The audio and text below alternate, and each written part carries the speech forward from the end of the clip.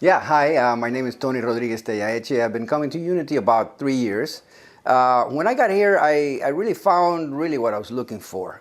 Throughout my adult life, I had some big problems and for example, thinking about the idea that there was this God over there by the ceiling and by the corner looking at me all the time to see, what I was doing to really come down on me.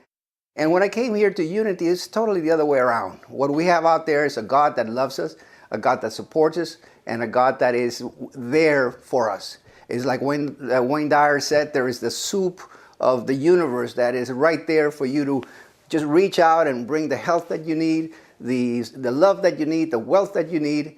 But what you have to do with this is actually to have the faith and to know that it's out there and to actually look and ask for it. This is what Unity tells you. It tells you every Sunday. Unity to me is like a motivational seminar. So I'm here to stay. And then about 2 years ago, I also had the opportunity and actually the privilege to be tithing my services to the band, to the music ministry, and it's a fulfillment to me as a person, as a musician, to really share my time with this great group of artists out here, the great Unity band, the choir, and I'm here to stay.